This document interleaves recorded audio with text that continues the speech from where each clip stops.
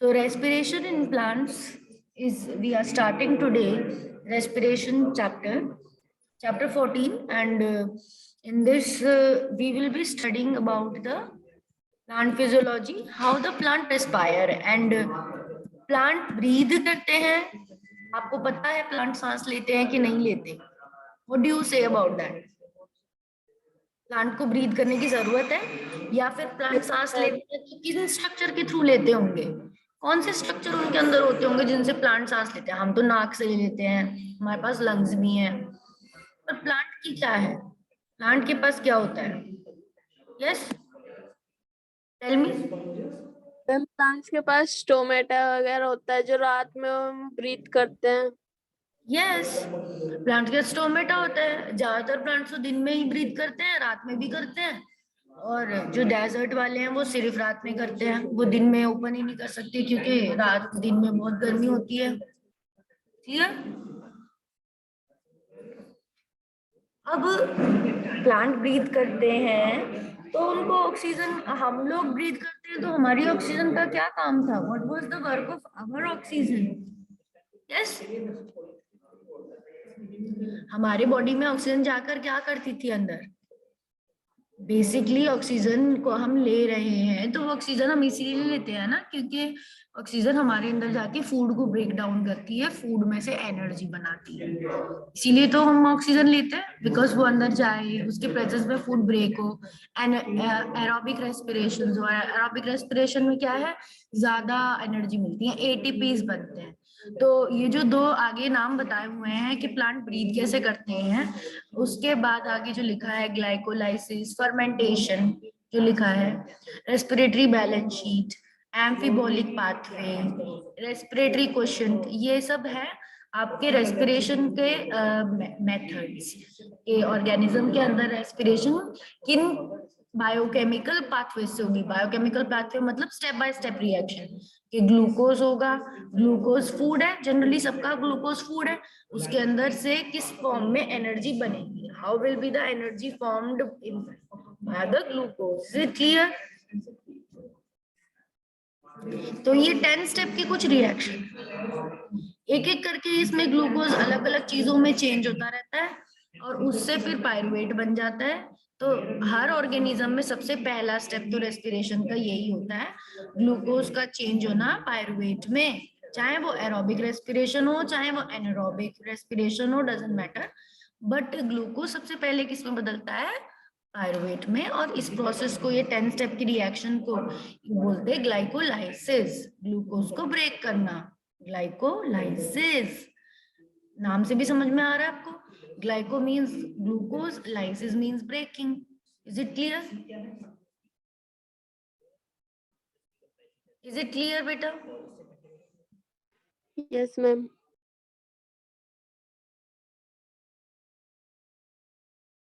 Now fermentation. तो मैंने बोला एनारोबिक्स के लिए क्या होगा, एनारोबिक ऑर्गेनिज्म भी तो करेंगे. एनारोबिक ऑर्गेनिज्म क्या ऑक्सीजन की एब्सेंस में रहते हैं तो क्या वो, उनको एनर्जी नहीं चाहिए होती है? There is no two there, but still they needs energy. तो वो भी तो कोई मेथड यूज करते होंगे, तो वो जो मेथड यूज करते हैं उसका नाम क्या हो जाता है? फर्मेंटेशन.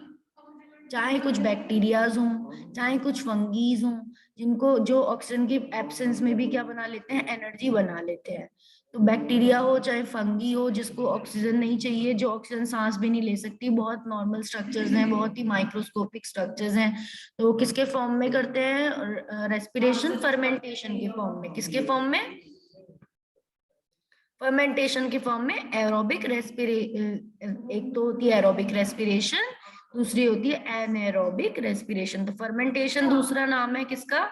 एनएरोबिक रेस्पिरेशन का. किसका नाम है दूसरा? एनएरोबिक. एनारोबिक मतलब विदाउट ऑक्सीजन. तो fermentation is only anaerobic respiration, और जो नॉर्मली ऑक्सीजन के साथ में होती है, जिसके अंदर ऑक्सीजन होता है, वो कौन सी होती है? ऑक्सीजन की प्रेजेंस में होने वाली होती है एरोबिक रेस्पिरेशन. ऑक्सीजन की प्रेजेंस में होने वाली क्या होती है? क्या होती है बेटा ऑक्सीजन की प्रेजेंस में होने वाली respiration? Ma'am aerobic. Aerobic. Very good. अब एक बात आती है लास्ट में, ये टॉपिक है रेस्पिरेटरी बैलेंस शीट बनाओ, मतलब ग्लाइकोलाइसिस होगा, फिर इससे तो सिर्फ कहाँ तक बनेगा ग्लूकोज, पायरुवेट तक बनेगा। बट पायरुवेट बनने के बाद वो माइटोकॉन्ड्रिया के अंदर जब एरोबिक रेस्पिरेशन होगी तो वो माइटोकॉन्ड्रिया में एक 6 साइकिल स्टेप के फॉर्म में साइकिल करा जाएगा, और उसका नाम होता है सिट्रिक एसिड साइकिल, क्योंकि उसमें पहला प्रोडक्ट क्या बनता है, सिट्रिक एसिड। ठीक है, तो सिट्रिक एसिड से शुरू होकर वो अलग अलग कंपाउंड्स बनाती है, और ये भी इसको दूसरा नाम बोल सकते हैं क्रेब्स साइकिल, बिकॉज क्रेब्स नाम के साइंटिस्ट ने इसे बनाया था। तो क्रेब्स साइकिल हो, सिट्रिक एसिड साइकिल हो, ये जो है इसमें काफी सारे एटीपीज बन जाते हैं। क्या बन जाते हैं? काफी सारे एटीपीज। तो एटीपी बनने की वजह से ही इसका एक बैलेंस शीट तैयार करना पड़ता है। बैलेंस शीट क्या होता है? कितनी एटीपीज जुड़े, कितने एटीपीज कम हुए, कितना प्रॉफिट हुआ, कितना लॉस हुआ। जो कॉमर्स वाले लोग होते हैं बैलेंस शीट बनाते हैं अपने प्रॉफिट और अपने लॉस को। तो हमारे लिए, ऑर्गेनिज्म के लिए प्रॉफिट लॉस किसके टर्म्स में होना चाहिए? एटीपी कितने उसको गेन हुए, the total number of ATP gained. ठीक है, इन सारी प्रोसेस को उसने किया, उससे उसे कितनी एनर्जी मिली, how much ATP is gain, total gain, net gain, क्या निकालना पड़ेगा उसको? नेट एटीपी गेन निकालना पड़ेगा। तो वही हमारी होती है रेस्पिरेटरी बैलेंस शीट। रेस्पिरेशन कर इसीलिए रहे हैं ताकि हमें क्या, एटीपी गेन हो, हमें एनर्जी गेन हो। क्लियर? समझ में आ गया? Purpose of respiration is gaining the ATPs, making the energy currency ATP, adenosine triphosphate. Next is the amphibolic pathways. Amphibolic pathway क्या होती हैं? ये ऐसी पाथवे हैं, लास्ट में इसका टॉपिक है, और सबसे लास्ट टॉपिक है रेस्पिरेटरी क्वोशिएंट। तो जब हम आगे चैप्टर पढ़ते जाएंगे तब भी हमें पता चलता जाएगा, पर एम्फीबोलिक पाथवेज ऐसी हैं, अगर बताना चाहें तो इसमें अभी तक हमने 2 तरह की पाथवे तो पढ़ी रखी है, एनाबॉलिक एंड कैटाबॉलिक। 2 तरह की मेटाबॉलिक पाथवे होती है, एक मेकिंग पाथवेज जिसमें कोई चीज बनती है, और एक ब्रेकिंग पाथवेज जिसमें कोई भी चीज टूटती है। तो ऐसी पाथवेज जिसमें मतलब मिक्स्ड पाथवे हो, जो एनाबॉलिक भी हो आधी और आधी कैटाबॉलिक भी हो, उसको क्या बनती भी हो टूटती भी हो। हाँ, वो दोनों होती है, वो एम्फीबॉलिक पाथवे बन जाती है जिसमें दोनों के पार्ट्स होते हैं। क्या बोल रहे हो अक्स तुम? जिसमें दोनों होती हो, बनती भी हो टूटती भी हो। विल बी एम्फीबॉलिक और क्वोशिएंट। रेस्पिरेटरी क्वोशिएंट हमें मैथ का टर्म है। क्वोशिएंट कैसे आता है? जब हम किसी चीज को डिवाइड करते हैं, मैं मान लो 12 को मैं 3 से डिवाइड करूं, तो क्वोशिएंट क्या आएगा? इसका आंसर क्या आएगा? 3 4 जा 12, तो क्वोशिएंट क्या आएगा? 4। पर हम यहाँ पर रेस्पिरेटरी क्वोशिएंट निकालते हैं, मतलब कितने कार्बन डाइऑक्साइड को हमने यूज किया, यानी कि ब्रेक किया, और कितनी ऑक्सीजन बनी, कितने मॉलिक्यूल्स ऑक्सीजन बनी। इन दोनों के नंबर्स को क्या करते हैं? डिवाइड करते हैं। अगर, क्योंकि फूड तो कार्बन डाइऑक्साइड रिलीज कर रहा होगा ब्रेक होके, फूड को तो ब्रेक ही कर रहे हैं, और ऑक्सीजन के प्रेजेंस में कर रहे हैं, तो ऑक्सीजन कितनी यूज हुई और CO2 कितनी निकली, वो क्या बन जाएगा? उनका अगर डिवीजन कर दें तो क्या बन जाएगा? Respiratory quotient. ठीक है, तो ये एक छोटा सा ओवरव्यू है, और हम अभी यहाँ पर डेफिनेशन से शुरू कर रहे हैं। तो आप में से कोई एक बच्चा रीड करो डेफिनेशन रेस्पिरेशन की। Respiration is the biochemical process in which the cells of an organism obtain energy by combining oxygen and glucose, resulting in the release of carbon dioxide, water, and ATP, the currency of energy in cells. तो respiration एक ऐसी biochemical process है जिसमें sales organism के energy पाते हैं। कैसे मिलती है उन्हें और एनर्जी? जब वो ऑक्सीजन को, हवा में प्रेजेंट ऑक्सीजन को सांस में भरते हैं और उनकी बॉडी में वो जाती है और उनके सेल्स तक पहुंचती है, तो उनके अंदर प्रेजेंट ग्लूकोज ब्रेक होता है, और जिससे कि लास्ट में कौन क्या चीज बन जाती है? कार्बन डाइऑक्साइड बन जाती है, वाटर बन जाता है, और साथ में क्या बन जाता है? एटीपी बन जाता है, जिससे एनर्जी आ जाती है सेल्स में।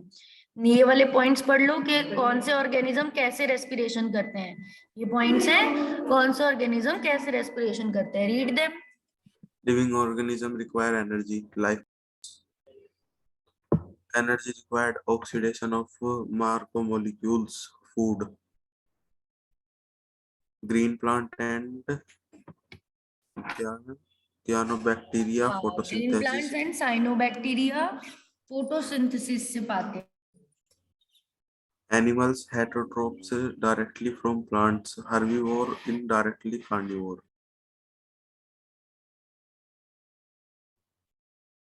Saprophytes, dead and decaying matter, fungi.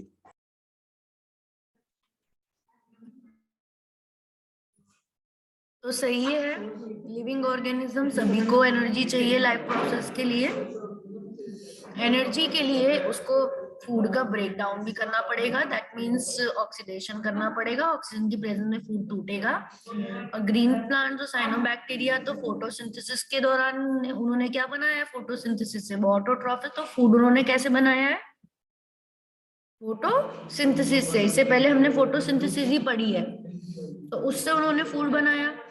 Animals ने कैसे फूड पाया, एनिमल्स क्या होते हैं, हेटेरोट्रॉफ होते हैं। वो कैसे फूड पाते हैं, या तो वो डायरेक्टली प्लांट को खाते हैं तो वो क्या हो जाते हैं, herbivore, या तो इनडायरेक्टली वो किसको खाएंगे, एनिमल्स को खाएंगे, खुद ही बड़े एनिमल छोटे एनिमल को खाएंगे तो कार्निवोर्स होंगे। फंगी कैसे पाती है फूड, डेड मैटर से। फंगी किस पे ग्रो होती है, डेड डिकेइंग मैटर पे। अरे वे।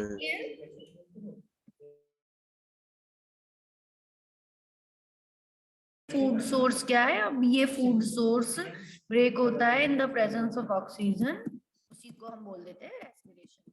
आगे रीड करो, वानी तुम भी पढ़ सकती हो if you want. Green plants photosynthesis only in cells with chloroplast. Translocation occurs in non-green parts. Okay, so green plants photosynthesis only in the cells with chloroplast. Green plants की तरह photosynthesis वही plant कर सकते हैं जिसके अंदर chloroplast हो, और वो फूड बना लेते हैं। और सिर्फ पर प्लांट में हर पार्ट तो ग्रीन नहीं होता, पत्ते ग्रीन होते हैं, स्टेम ग्रीन होती है, तो वहां से वहां फूड तो बन जाता है, पर वो फूड फिर कहाँ जाता है, जड़ में भी जाना है उसे, फ्रूट में भी जाना है उसे। तो बाकी जो नॉन ग्रीन पार्ट्स होते हैं उनमें वो ट्रांसलोकेट किया जाता है। ट्रांसलोकेट किसके थ्रू करेगा, जाइलम और फ्लोएम। ठीक है, अब आगे पढ़ो, outline of photosynthesis, read this. Outline of photosynthesis and respirations occurs within chloroplast organic compound. Second, breakdown of molecules to yield energy. Cytoplasm and mitochondria is known as respiration. Third is compounds oxidize respiratory substrates, carbohydrates, proteins, fats, and organic acids. Fourth, oxidation stepwise reaction and controlled by enzymes, energy trapped as chemical energy ATP. Fifth, ATP energy currency. Sixth, carbon skeleton produced during respiration. Synthesis of biomolecules. Okay, so इसमें हमने देख लिया कि outline दिया है थोड़ी इन्होंने photosynthesis की। दोबारा से, फोटोसिंथेसिस से जो फूड बन जाता है, और उसमें अकर्स विद इन कहाँ पे बनता है, साइट क्या है, क्लोरोप्लास्ट। क्लोरोप्लास्ट में बनता है फूड, एंड फूड बनने के बाद एनर्जी उसी से मिलेगी हमें। जब हम इस फूड को, अब बन गया ऑर्गेनिक कंपाउंड फूड, स्टार्च के फॉर्म में बन गया, उसके बाद एनर्जी भी इसी से मिलती है। एंड उसके बाद यहाँ पर ब्रेकडाउन होने को ही रेस्पिरेशन बोला गया है। हम सिर्फ ब्रीदिंग को रेस्पिरेशन नहीं बोलते, ये तो हमने वहां पे भी डिस्कस किया था जब हमने एनिमल का पढ़ा था, कि हम सिर्फ ब्रीदिंग को रेस्पिरेशन नहीं बोलते। ब्रीदिंग तो एक बस उसका पार्ट है, फर्स्ट पार्ट, जिससे गैस एक्सचेंज होता है। अब हम तो नाक से सांस लेकर और फिर अपने लंग्स तक पहुंचा के एक्सचेंज करते हैं। पौधों के पास तो ऐसे कोई स्ट्रक्चर्स नहीं है, तो वो स्टोमेटा से करते हैं। तो स्टोमेटा बहुत ही महीन पोर होते हैं, माइक्रोस्कोपिक, जो कि माइक्रोस्कोप में दिखते हैं पत्तों में। तो यहाँ पर एक्सचेंज ऑफ गैस तो एक बात हो गई, वो तो स्टोमेटा कर रहा है, पर ऑक्सीजन जो अंदर जा रही है वो उसके प्रेजेंस में फूड का ब्रेक होना, कार्बन कार्बन बॉन्ड्स ब्रेक होना, C6H12O6 जो ग्लूकोज बना उसके हार्मोन अलग होना, वो फाइनली कहाँ पर होता है? क्रेब्स साइकिल के दौरान माइटोकॉन्ड्रिया के अंदर, उसी से ही एटीपी बनती है। हम क्या बोलते थे, बचपन से पढ़ते आ रहे हैं कि mitochondria are the power house of the cell. क्यों बोलते हैं? बिकॉज वो एटीपी बनाती हैं, बहुत सारे एटीपी बनाती हैं।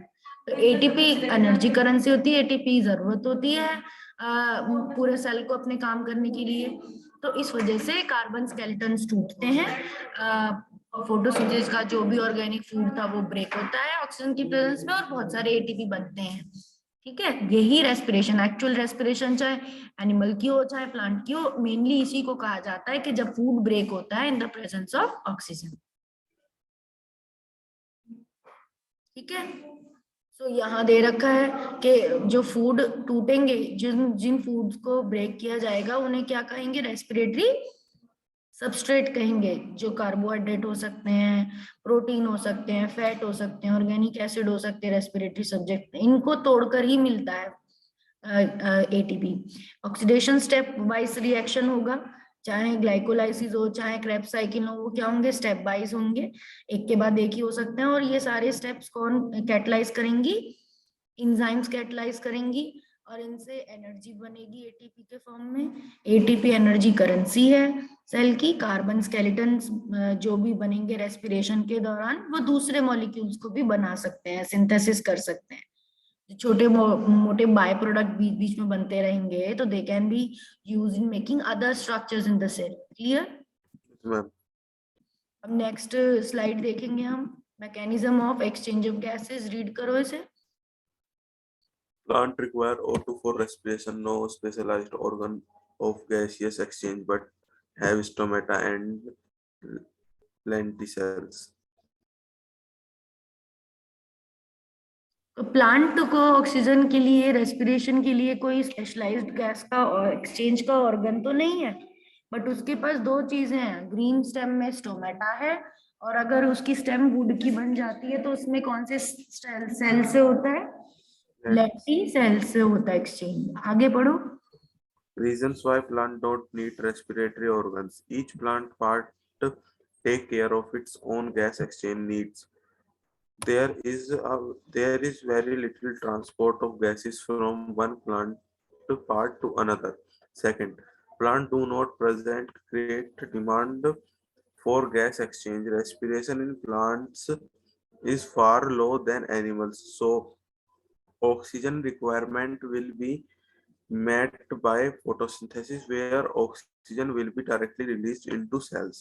Third, diffusion of gases. Less living cells located close to the surface of plants. Example, thick woody stems. Living cells are organized as thin layer beneath bark. Opening lenticels. Most cells or parts contact with air. Loose packing of parenchyma cells in leaves, stems, and roots provide an interconnected network of air spaces. तो यहाँ पर बताया है कि हर plant का part अपने लिए खुद रेस्पिरेशन के लिए एक्सचेंज कर लेता है। इस वजह से पौधे में कोई भी लंग्स वगैरह की, ऑर्गन्स की, ट्रांसपोर्ट की, गैसेस की जरूरत नहीं पड़ी। क्योंकि हम कॉम्प्लेक्स ज्यादा है, तो हमारे अंदर क्या है? ट्रांसपोर्ट ऑफ गैसेस का भी रेस्पिरेटरी सिस्टम है, और सर्कुलेटरी सिस्टम भी है जो ब्लड के थ्रू ऑक्सीजन को पहुंचाता है। पर प्लांट को ऐसी जरूरत नहीं है, क्योंकि प्लांट के पत्ते भी एयर के अंदर रहते हैं, प्लांट की वुड भी एयर से एक्सपोज रहती है, जड़ें भी सॉइल के अंदर रहती हैं। तो हर पार्ट उसका क्या है? अपने लिए खुद ही रेस्पिरेशन कर लेता है। Clear? Plant do not present great demands of gas exchange. उनको ज्यादा भी गैस एक्सचेंज नहीं चाहिए होता, उनको बहुत कम से भी गैस एक्सचेंज से काम हो जाता है। ऑक्सीजन रिक्वायरमेंट उनकी पूरी हो जाती है, वेयर ऑक्सीजन डायरेक्टली उनकी सेल्स के अंदर ही पहुंच जाती है। Is it clear? स्टोमेटास जो भी हैं बहुत सरफेस पे हैं, पतले होते हैं लीव्स। तो एक बार जैसे ही उन्होंने एक्सचेंज किया, वो सारे टिश्यूज में एकदम से डिफ्यूज हो जाती है ऑक्सीजन। ऐसे ही जो वुड का पौधा है उसमें लेंटिसेल्स होते हैं, वो भी एयर से एक्सचेंज कर लेता है। इवन जो रूट हेयर्स होते हैं, रूट हेयर्स के अंदर वो नहीं होती है, वाटर प्रूफ की लेयर नहीं होती, वो बिल्कुल नॉर्मल रूट हेयर्स होते हैं। वो surface area of gas exchange roots के अंदर बढ़ा देते हैं। बहुत सारे रूट हेयर्स होते हैं, बहुत लंबी लंबी गहराई में जड़ जा रही होती हैं, तो उनसे पौधा आराम से ऑक्सीजन की गैस एक्सचेंज कर लेता है। Clear? Now diffusion of gases less living cells. अब और भी क्यों जरूरी नहीं है, क्योंकि लिविंग सेल्स का भी नंबर कम है। वुड में डेड सेल्स ज्यादा होता है। Thick woody cell have cells which are beneath the bark and they have plenty cells, but most of the cells जो कि पैरेन्काइमा को बस गैस चाहिए, बाकी सब तो क्या है वहां पर they are also having dead cells. पेड़ों में, बड़े बड़े पेड़ों में डेड सेल्स का अमाउंट भी बहुत होता है। जो ज्यादातर जाइलम और फ्लोएम है वो डेड ही होता है, उसमें कोई न्यूक्लियस नहीं होता, तो उनको भी, उनकी भी एनर्जी डिमांड क्या हो जाती है, बच जाती है। तो I hope it is clear. Provide an interconnected network spaces, और इनके अंदर भी इंटरकनेक्टेड नेटवर्क स्पेसिस होती है। They have network spaces in them. आपको पता है प्लांट सारे एक दूसरे से किससे कनेक्ट होते हैं? प्लाज्मोडेस्माटा नाम की ब्रिज से। अभी हमने बंडल शीट में देखा नहीं था, बंडल शीट, और जब फोटोसिंथेसिस देखा था उसमें बीच में किस तरह से ऊपर वाला जो सेल था मीजोफिल, वो प्लाज्मोडेस्माटा से नीचे वाले उससे सेल से बंडल शीट से कनेक्टेड था। प्लाज्मोडेस्माटा ये ब्रिज होता है, तो इसीलिए बोल रहे इंटरकनेक्टेड नेटवर्क स्पेसिस होती हैं रूट्स में, स्टेम में, जिससे कि क्या आ सकती है, ऑक्सीजन आ सकती है। कभी आपने देखा है पौधे में ज्यादा पानी देने से भी पौधा मर जाता है, उसकी जड़ गल जाती है? क्यों? उसमें सॉइल में ऑक्सीजन नहीं मिल पाई प्रॉपर उसको, वो पूरा दम घुट गया जड़ों का, क्योंकि हमने ज्यादा पानी दे दिया। बार बार आ रहे हैं पानी डाले जा रहे हैं, बार बार आ रहे हैं पानी डाले जा रहे हैं अच्छा पौधा उगाने के लिए, पर पौधा मर गया बेचारा, क्योंकि उसके जो भी सॉइल के स्पेस से ज्यादा पानी से क्या हो गए, लॉक्ड हो गए, उसको ऑक्सीजन नहीं मिल पाई जड़ को, तो वो डाई हो गया। इसीलिए हमें ज्यादा भी पानी नहीं देना, एक लिमिट में पानी देना होता है। शाम को दिया है तो हम सुबह नहीं देंगे, अगले दिन देंगे। फिर हर पौधों को अलग दिन पानी, अलग टाइम पानी देने की जरूरत होती है। नेक्स्ट आगे पढ़ेंगे हम, कोई भी यहाँ से पढ़ो। Energy complete combustion catabolism. Energy complete combustion catabolism of glucose. Second, catabolism of glucose, several small steps and energy released in coupled to synthesize ATP. All organism catabolism या oxidation of glucose retains enzymatic machinery which partially oxidize glucose without the help of oxygen to pyruvic acids glycolysis. यहाँ पर क्या दिया है, catabolism, glucose क्या करता है, glucose का कैटाबोलिज्म होता है तो छोटे छोटे स्टेप्स में एनर्जी रिलीज होती रहती है, और धीरे धीरे स्टेप बाय स्टेप आपने बताया कि ग्लूकोज 10 स्टेप के रिएक्शन जिसे बोलते हैं ग्लाइकोलाइसिस। और फिर उसके बाद भी मैंने बोला ग्लाइकोलाइसिस तो सिर्फ पायरुवेट तक बनाएगा, और ग्लाइकोलाइसिस के बाद भी कौन सी साइकिल बताई थी, माइटोकॉन्ड्रिया में कौन सी साइकिल बताई थी, क्रेब्स साइकिल। तो उन दोनों की मदद से जब बीच बीच में बहुत सारे एटीपी बनते रहते हैं। ऑल ऑर्गेनिज्म कैटाबोलिज्म ऑक्सीडेशन, हर ऑर्गेनिज्म में ग्लूकोज के ब्रेकडाउन की मशीनरी रहती है। ग्लूकोज ऑक्सीडाइज करता है, पायरुविक एसिड ग्लाइकोलाइसिस में दौरान पायरुविक एसिड बनता है।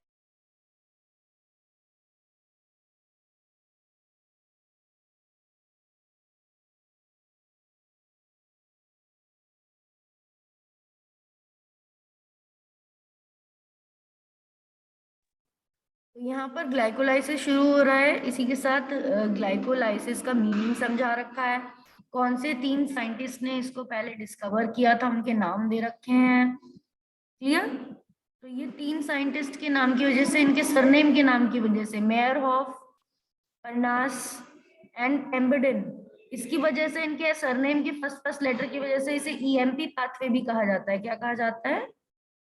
EMP pathway.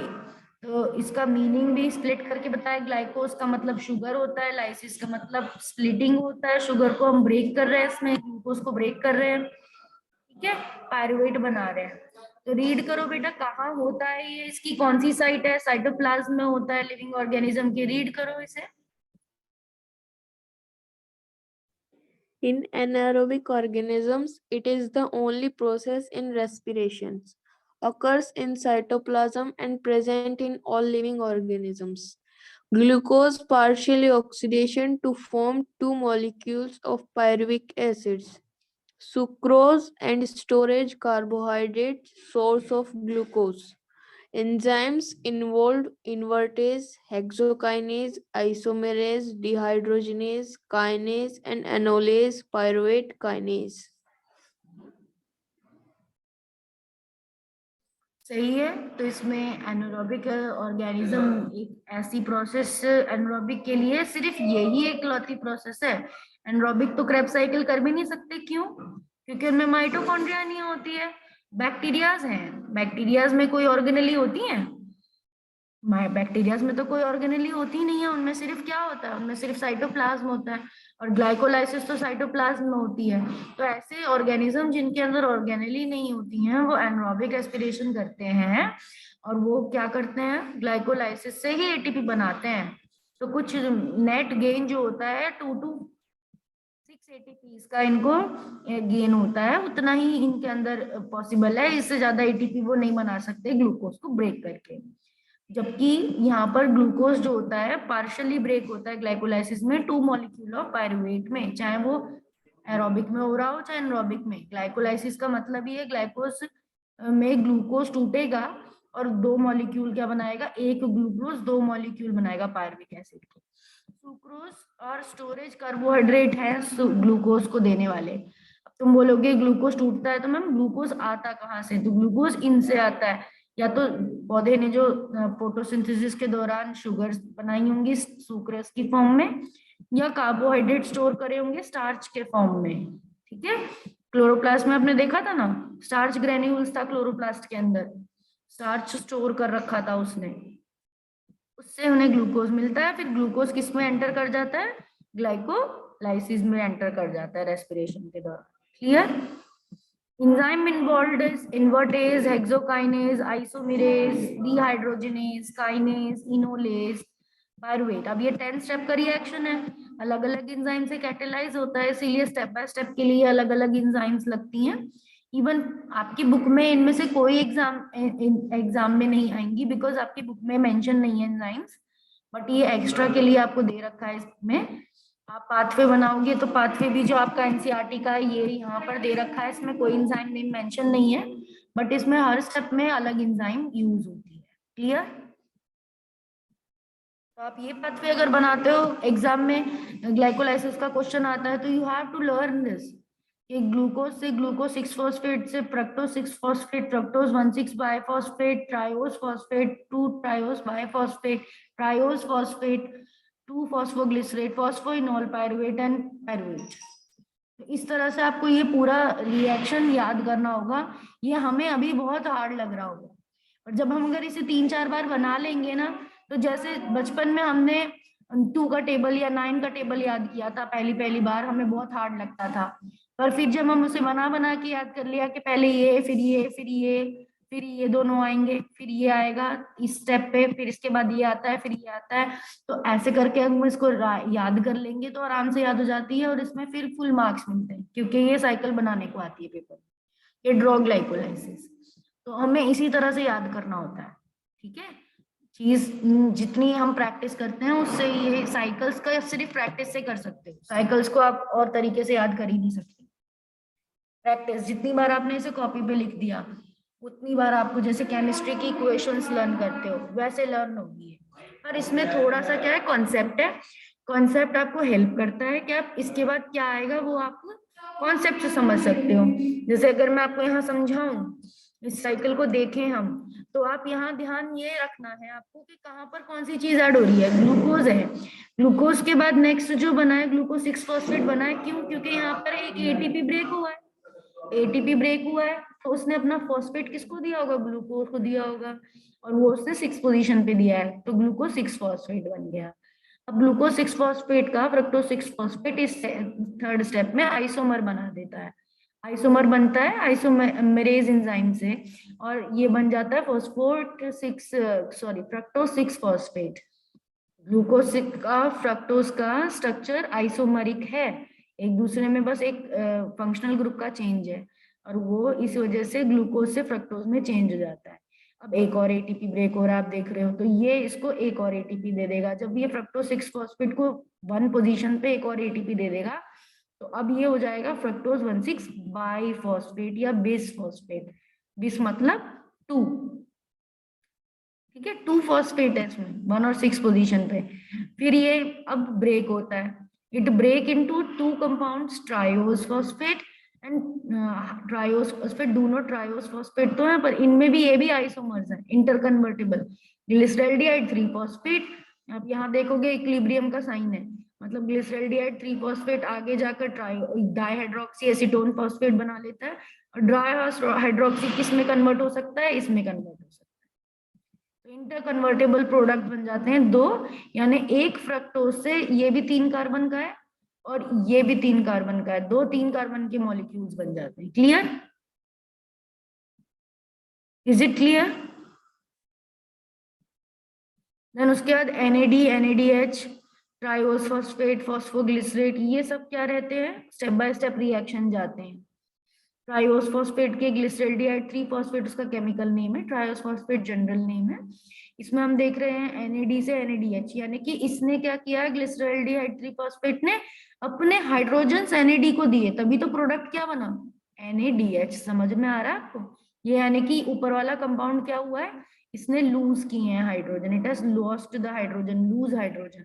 अब हाइड्रोजन लूज करेगा तो अब ये ग्लिसरॉल्डिहाइड 3 फॉस्फेट की जगह क्या हो जाएगा, और इस वक्त जब हाइड्रोजन लूज करता है तो एक फॉस्फेट भी आके जुड़ जाता है, यहाँ दिखाने रखा बुक में, पर एक फॉस्फेट जुड़ता है। तो इस वजह से आप देखोगे नेक्स्ट कंपाउंड बन जाता है 1,3 bis phosphoglyceric acid. Can you see? Again bis word use हुआ, बिस मतलब 2, ऊपर सिर्फ ग्लिसरॉल्डिहाइड 3 फॉस्फेट एक ही था फॉस्फेट, क्योंकि एक इसके पास चला गया था फॉस्फेट, एक इसके पास। तो जब यहाँ नीचे आया तो इसमें इस पॉइंट पर जब NADH बन रहा है, इस पॉइंट पर एक फॉस्फेट भी जुड़ता है, फॉस्फेट ग्रुप जुड़ता है आकर, और वो क्या बन जाता है, ATP के बिना टूटे जुड़ता है वो। इसीलिए मैं बोल नहीं रही कि ATP से जुड़ रहा है, मैं सिर्फ PI लिख रही हूँ, PI मतलब इनऑर्गेनिक फॉस्फेट। ये ग्लिसरॉल्डिहाइड 3 फॉस्फेट में जुड़ता है और ये बनता है 1,3 bis phosphoglyceric acid.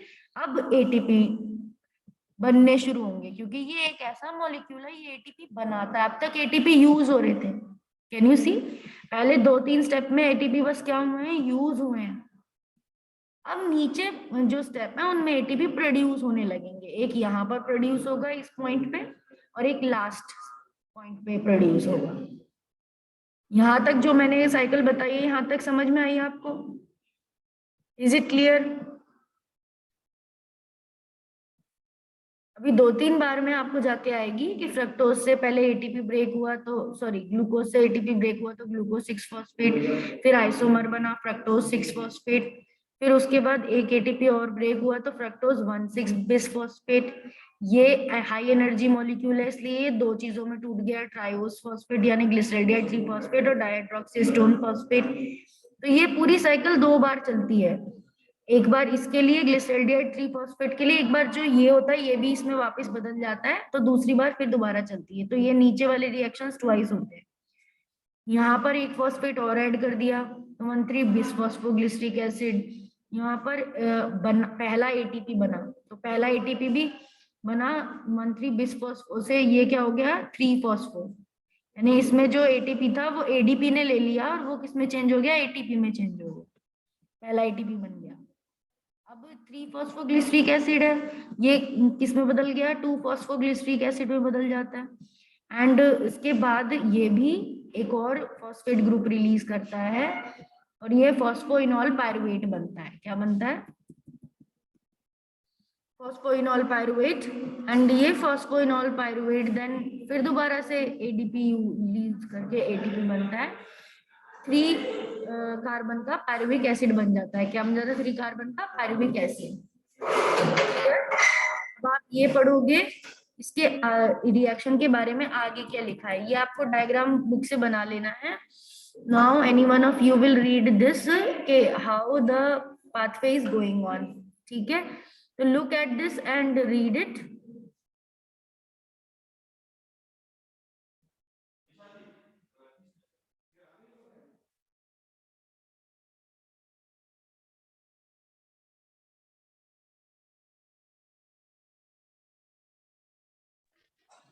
Sucrose converted to glucose and fructose, invertase and enter glycolytic pathway. Second, glucose phosphorylated to glucose 6-phosphate hexokinase and ATP forms ADP.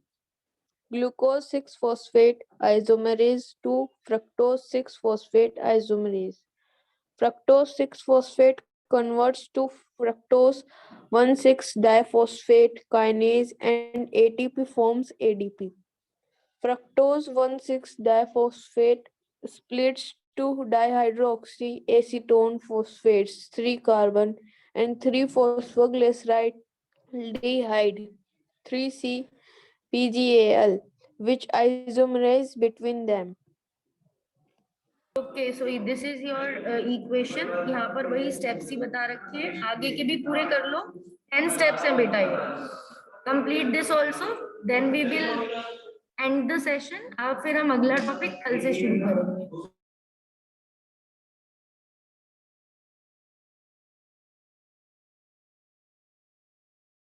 These are the next steps। 3-phosphoglyceraldehyde किसमें convert हो जाएगा? 1,3-diphosphoglyceric acid में, and 1,3-diphosphoglyceric acid will convert into phosphoglyceric acid, then 3-phosphoglyceric into 2-phosphoglyceric, and then phosphoenol pyruvate finally pyruvic acid बना देता है और ATP बन जाता है। ठीक है, तो with this we are going to finish the session here and next class में हम इसके आगे से शुरू करेंगे। यहाँ तक आपको कर लेना है कंप्लीट।